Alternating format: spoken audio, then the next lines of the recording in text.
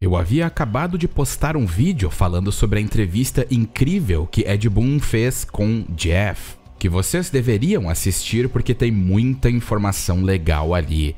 Mas mexendo nas interwebs, eu descobri que Ed Boon fez uma entrevista com o youtuber Brian Tong e também com o youtuber Daniel Pena. E é claro, as duas entrevistas vão estar no comentário fixado. E apesar de termos ouvido um pouco mais do mesmo em alguns pontos, ainda assim Ed Boon ampliou ainda mais as coisas que já sabemos. E aqui vamos ver coisas que variam desde a solidificação de novos personagens da era 3D, o status de Raided na história e até personagens obscuros novamente, como no último vídeo. Isso sem contar que Ed Boon revelou que vão haver cameos exclusivos à campanha. Então já se inscreva no canal e caso queira se juntar ao Discord oficial, se torne um membro para ter acesso e conversarmos exclusivamente por lá.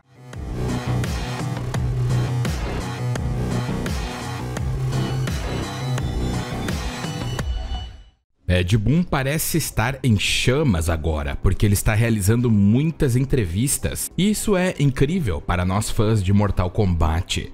E se existe algo que não podemos falar de Ed Boon, é que não vamos com a cara dele. O cara é uma das pessoas mais humildes na indústria e adora falar sobre suas obras. E Ed nessa entrevista revelou muitas coisas de cair o queixo. A primeira dessas informações é sobre o status do novo jogo. Muitas pessoas até hoje ficam confusas sobre o modo que a franquia vai lidar com MK1. A resposta que ele deu na entrevista com Jeff foi satisfatória, mas para mim essa foi muito mais detalhada.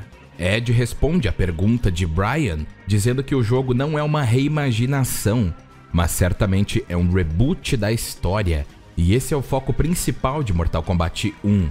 Temos o Link da linha do tempo anterior, no caso Liu Kang, que criou um novo universo, e Ed Boon descreve essa criação como um evento Big Bang, bem no sentido do Big Bang que criou todo o espaço e tempo. E é claro, foi criado por Liu Kang.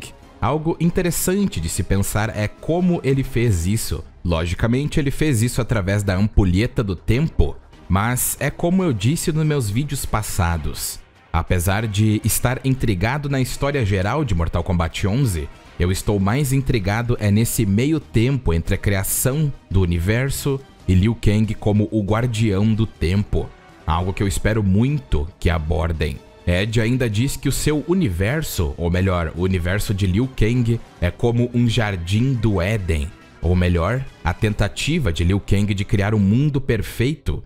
Porém, coisas ruins acabam acontecendo. E essa é a aventura do Deus. E basicamente é uma nova aventura com personagens que conhecemos há 30 anos. Só que dessa vez sabemos que rivalidades e outras interações são diferentes, como Scorpion e Sub-Zero sendo irmãos e Mileena e Kitana não sendo inimigas como antes.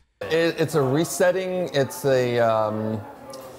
not a reimagination, but it's certainly a reboot of the story, right? And that's the main focus of Mortal Kombat 1 is to the fact that Liu Kang has created another Big Bang event, and this is his universe.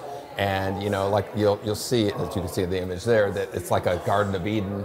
It's like this beautiful, you know, perfect, his attempt at a perfect world. And then as every Mortal Kombat game, you know, some stuff starts happening that's bad, and that's his venture. But it's basically a new story with existing characters that we've seen. And it's to me, that's what's exciting, is new origins, characters that used to be enemies are now allies, and mixing things up. Is he the only character that's from the old Mortal Kombat? I'm cautiously answering it. For the most part, yes. He's the one with any kind of knowledge of the last 11 games of events. And he's using that knowledge sometimes. You know, that's part of the fun of this story mode is he's going to see Shang Tsung taking a path, and he goes, wait a minute, I know the damage that he's done in the previous timeline. So he's making decisions based on his recollection of that.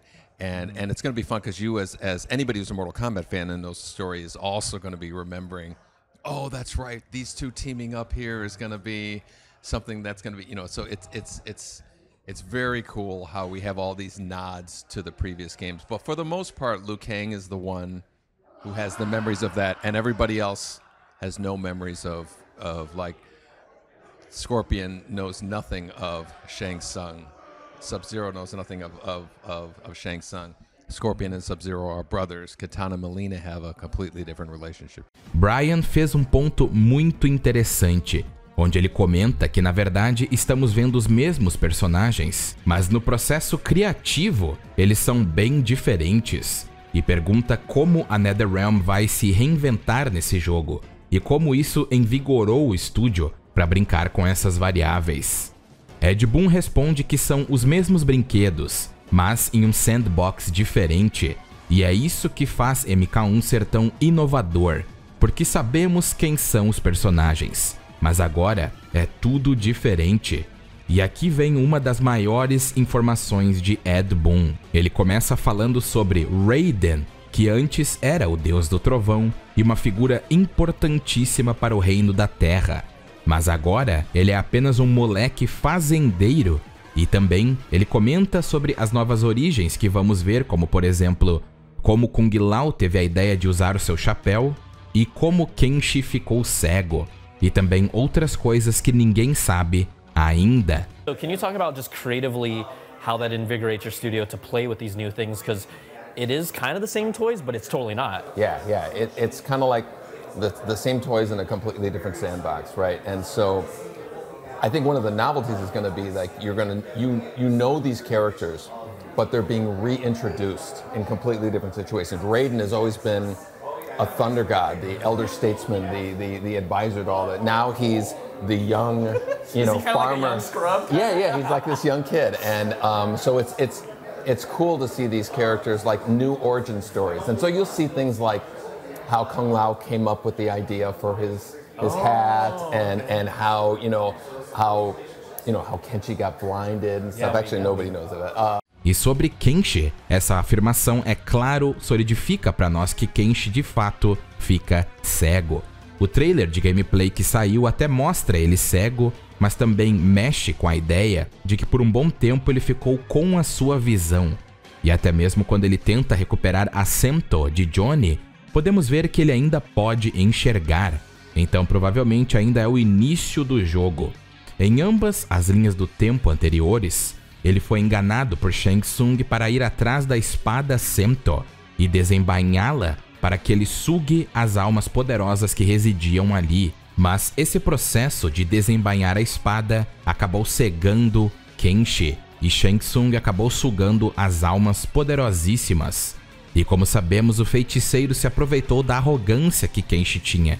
Mas o que ele não sabia é que os seres que foram mortos ali na verdade eram seus ancestrais. E a espada chamou por ele e ele começou a usá-la e foi guiado pelos ancestrais. E eu fico curioso em como a NetherRealm vai moldar essa origem, porque Kenshi na linha do tempo anterior fazia parte da unidade de seres poderosos das forças especiais e foi se infiltrar no Dragão Vermelho, mas acabou sendo descoberto e sua mulher Su-Chin foi morta. Kenshi nessa linha do tempo parece bastante um Yakuza, e vimos que ele também tem conhecimento do Dragão Negro de Kano, e ele até pergunta para Liu Kang sobre isso. É claro que Yakuza é só um nome de um sindicato do crime, porque o Dragão Negro e Vermelho é que dominam totalmente o mundo criminal. A Yakuza é peixe pequeno para eles, então isso me deixa curioso sobre como vai ser essa interação de Kenshi com os dois clãs, ou pelo menos com o Dragão Negro. E é claro que se existe o Dragão Negro, existe o Dragão Vermelho, porque o Dragão Negro se separou do Vermelho e foi criado por Morihei Ueshiba na primeira metade do século XX, porque eles odiavam a honra e trabalhar por baixo dos panos, como fazia o Dragão Vermelho. E como sabemos, eventualmente Kano se tornou o líder do Dragão Negro. Então o potencial para inserir esses clãs através de Kenshi é muito grande. E seria até interessante que nessa linha do tempo, ao invés de Shang Tsung, outras pessoas, possivelmente dos clãs, tenham a ver com a cegueira de Kenshi e enganá-lo a desembainhar a espada Sento. Mas é claro que não sabemos ainda a relação dele com esses clãs. E acaba ficando meio teórico, mas mesmo assim é interessante. Inclusive, Ed Boon disse que para aqueles que conhecem a lore dos jogos e a origem dos personagens, há muitas origens e momentos incríveis que vão moldar personagens naquilo que nós já conhecemos. Novamente, Ed brinca com o novo, mas familiar. E ainda diz que vamos ter muitos daqueles momentos onde entendemos a referência em relação a certos personagens. Pelo visto, Brian já sabia de algumas coisas que nós não, porque além de ele ser amigo de Ed Boon, ele acabou assoprando o apito sem querer e teve que censurar as palavras. Um momento hilário, porque Ed Boon ficou todo sem jeito. There's a lot of like origin story moments that anybody who's familiar with these characters it's going to be really cool to see them become how you're aware of them, right? So. No other character evolutions you want to talk about, Ed? Maybe about. Yeah. So. It's I guess I just blew that. So he's got.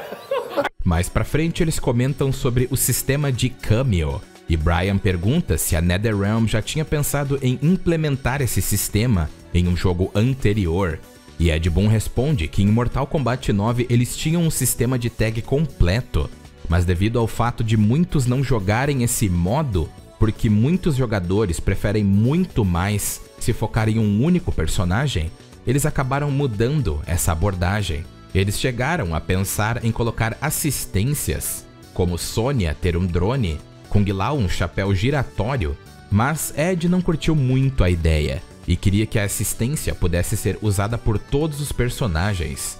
Ele tinha uma ideia pessoal sobre, então a equipe uniu as duas ideias e criou o sistema de cameos, e tentou deixá-lo o mais funcional possível ao colocá-lo em um botão somente, e esse botão também pode ser usado com direcionais para dar mais gosto e poder aos combos. Brian comenta com Ed que esse jogo é o mais diferente artisticamente e que tem muitas possibilidades, e Ed diz que o intuito de cada jogo desde Mortal Kombat 9 era ser diferente um do outro, e eles nunca queriam que um jogador dissesse que a sequência é simplesmente o jogo anterior, só que com gráficos melhores. Eles sempre queriam adicionar algo para inovar, e os cameos foram justamente feitos para isso, para dar ao jogador uma criatividade e liberdade sem precedentes dentro da franquia, e também deixar o processo muito mais divertido e intuitivo. As far as the mechanics of the cameo, one of our main goals was to make it as simple as possible to execute. We didn't want to tie it to a special move or something like that. We really wanted every player to be able to call a cameo at will without really thinking about it much. And as far as those old costumes that you were talking about, where they're in their original Mortal Kombat costumes, those cameo characters are more of like a novelty, like a nod back to the older Mortal Kombat games, and that'll be pretty consistent with how we do these characters.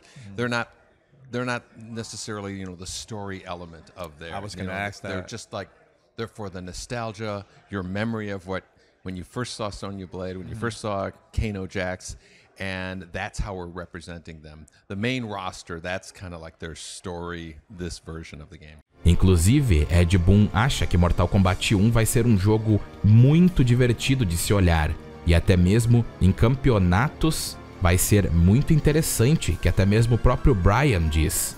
E apesar da tela parecer meio cheia às vezes, eu sinceramente acho que não vai ser, porque os cameos não vão permanecer muito tempo na tela, e alguns assists são simplesmente breakers, que servem para quebrar combos ou te salvar da eliminação. Outra coisa que foi dita na entrevista anterior, mas que foi muito mais elaborada nessa, é que os personagens cameo, alguns deles são personagens para homenagear os jogos anteriores, como é claro, Jax, Sonya, Kano e Striker, mas em geral eles não fazem parte da história.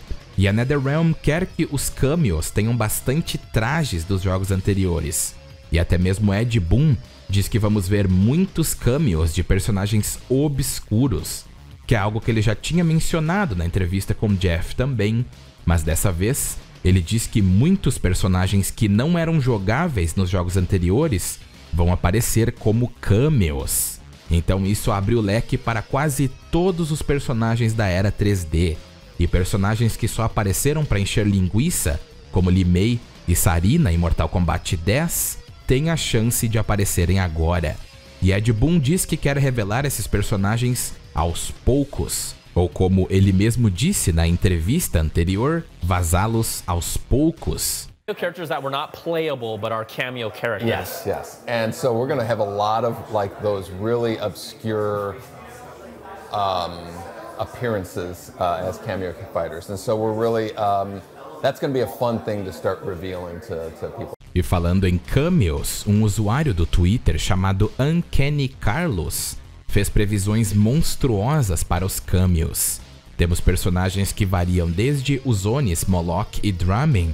Não podemos esquecer Chameleon, Tremor, que inclusive eu falei no vídeo anterior de zoeira que ele poderia aparecer, e parece que realmente é algo que as pessoas estão levando a sério, o fato de Tremor aparecer, Borraicho, Fera, Mavado, Shinnok, Shao Kahn, Motaro, Sul-Hao, Noob Saibot, Davora, Cassie Cage e por aí vai. E o próprio Ed Boon respondeu a esse tweet e disse que é assustador quantos cameos o usuário acertou.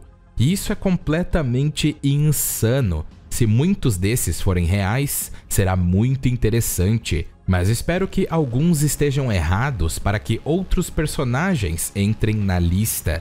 E apesar de Ed Boon em pessoa ter dito que os Combat Kids não vão retornar, isso não impede Cassie de retornar como cameo, porque o próprio Ed Boon disse que eles não são canônicos. Cameos de fato têm muito potencial, e aqui temos muitos personagens da era 3D, como os Onis, Chameleon, Mocap, Borraicho e Mavado. Todos personagens bem obscuros, tirando Borraicho, e vai bem na linha do que Ed Boon falou. Realmente acredito que muitos personagens que o usuário Uncanny Carlos fez previsões vão verdadeiramente aparecer no jogo, o que é incrível. E ainda mais, Ed Boon disse que eles estavam revisitando todos os personagens para ver quem eles vão pôr.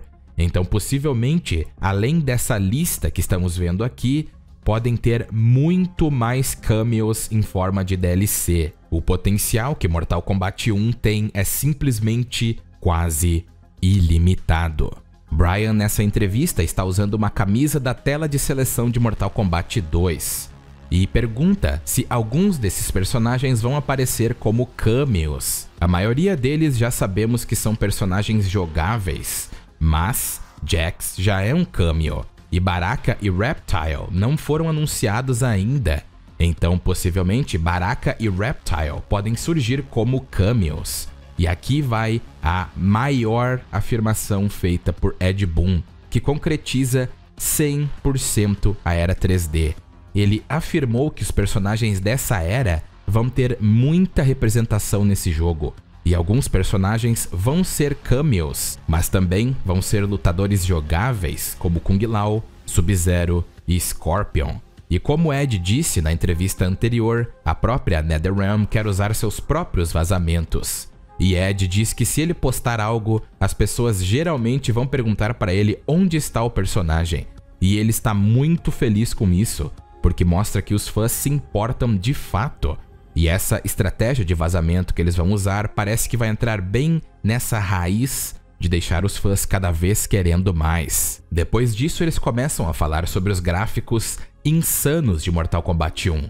E só para deixar claro, Na entrevista anterior, houve um pequeno mal-entendido sobre os motores gráficos de MK11. Na verdade, o jogo base usa uma versão modificada da Unreal Engine 3. Já a versão mobile usa a Unreal Engine 4. E Mortal Kombat 1 usa uma versão modificada da Unreal Engine 4. E eu acabei falando errado, porque eu tinha entendido errado também. Talvez até o próprio Ed Boon entendeu errado, porque ele não corrigiu o entrevistador. Mas mesmo assim, fica o fato. E o fato de que eles estão usando a Unreal Engine 4 fez todo mundo virar os olhos para MK em um quesito técnico, porque o jogo vai rodar a 60 FPS cravados. Ed Boon depois fala com Brian sobre o Apple Vision Pro e sua curiosidade e diz que todo tipo de hardware novo que lança, a NetherRealm fica interessada. Então isso talvez possa abrir algumas portas para jogos no futuro. E como não era de se esperar, Ed Boon admite que Scorpion é sua gema, seu personagem favorito. Brian pergunta se existe uma surpresa que ele pode revelar por hora, e ele diz que eles tinham uma, que era Jean-Claude Van Damme, e Ed Boon afirma que eles vão ter sua voz e modelo, e ainda existe outra surpresa que ainda não foi anunciada, e eles vão anunciar em breve, mas Brian dá uma dica e diz que o personagem tem uma das cores do arco-íris. Então, muito provavelmente vai ser um dos ninjas, entre Reptile, Rain ou Ermac, ou até mesmo qualquer um que entre nessa vibe. Mas essa foi a entrevista, muito reveladora e solidificou a nós que de fato, personagens da era 3D vão retornar. E também o status de Raiden, que agora é um fazendeiro e um moleque. E o que vocês acharam sobre isso? Comentem abaixo e vamos conversar sobre. Caso queiram se juntar ao Discord oficial do canal, torne-se um membro, certo? Mas eu diria que Mortal Kombat 1 está ficando cada vez mais absurdo. Não acham? Muito obrigado a todos por assistir o vídeo e não esqueça de se inscrever e curtir se você gostou. E um muito obrigado a todos os membros do canal. E um agradecimento mais que especial aos membros Vitor Santos, Leon Games, Zero Espada, Muka, Sunning Play e Dani. E eu vou ficando por aqui, espero que todos estejam bem e até mais.